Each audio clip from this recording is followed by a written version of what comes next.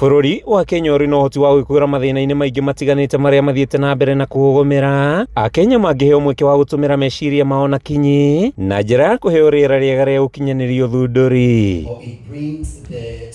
Athomi bururi-ini mahinyiriirie ugi uria wina Kenya ingi ungitumirwo wega unyitithanio na teknoloji ya kiriu anja ya mathina maingi no yoneke undu uria wina hoti wa gutura mieke ya mawira o undu umwe na guteithia bururi gucindana na mabururi mangi.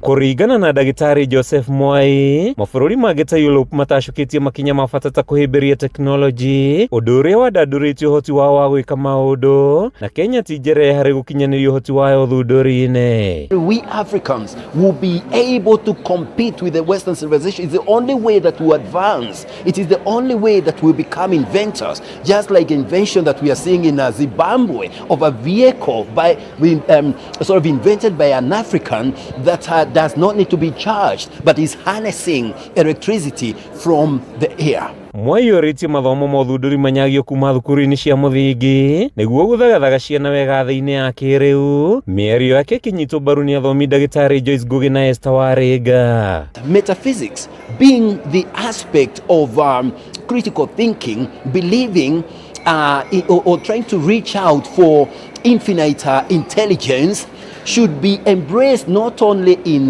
primary schools, not only in nursery school, primary schools, secondary schools, universities, but it should also be embraced at places of work.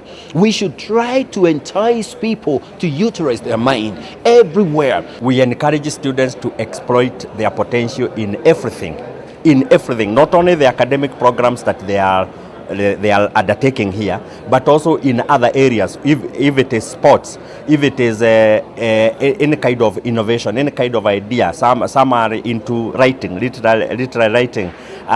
Some are into storytelling.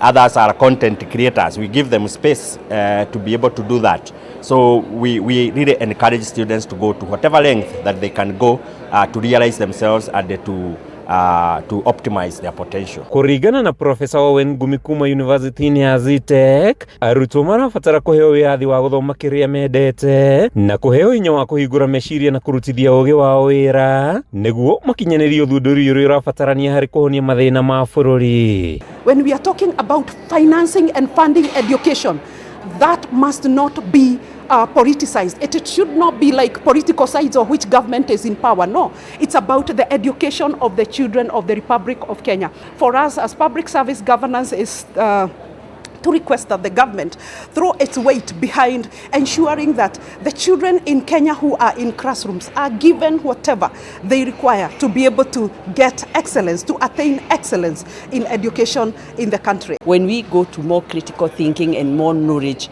no go to kurugama na bururi witu kuri maundu maria magirire na maundu maria magikuria bururi ni tondu kundu kuri urimu gutingikura koguo turaria uhoro wa knowledge we mwega na tuki embrace on new theories that are coming ona tugakora upon the university koro no embrace uhoro wa philosophical teaching in their university and metaphysics also.